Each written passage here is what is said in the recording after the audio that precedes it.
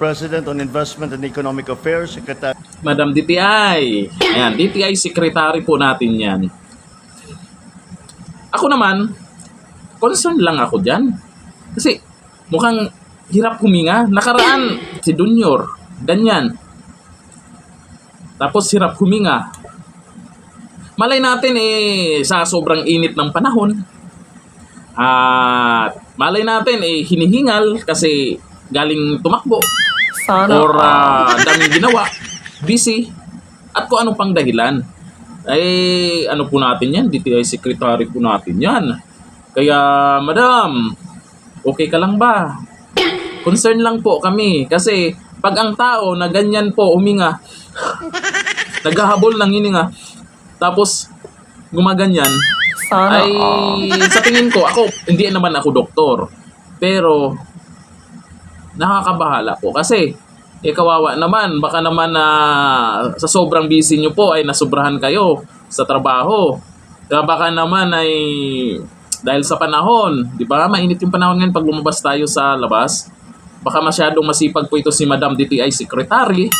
Kaya ganyan, hiningal, galing tumakbo. Pero nung nagbabasa po ako ng mga comment, nako, ayaw ko na lang sabihin.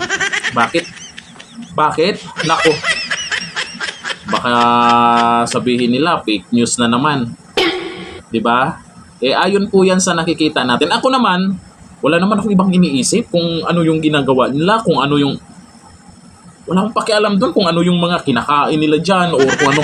Ang pakialam ko lang paano magampanan yung trabaho niya sa pagiging DTI secretary kung pagod siya, kung hinihingal siya, at kung ano ba yung nararamdaman niya. Eto, ganito na lang. Kasi hindi po ako doktor. Hindi po ako marunong tumingin sa isang tao kung ano yung nangyayari sa kanya. Pero nakaraan, ganyan din po yung Pangulo natin. Hingal na hingal. Baka masyado kasing busy. Alam niyo naman, pag Pangulo, maraming ginagawa, di ba? Stress din yan. Eto na lang. Comment kayo dyan sa mga nakakaalam. Maayos lang na komento kung ano-ano na namang pinagsasabi nyo. Yung sa tingin nyo ay anong dahilan? Ulitin ko, sa side ko, ako'y concern lamang. Sana Sa inyo, ano kayang naging dahilan kaya ganyan po si Madam? Meron bang dapat niyang gawin para hindi na siya maghingal? 'Di ba?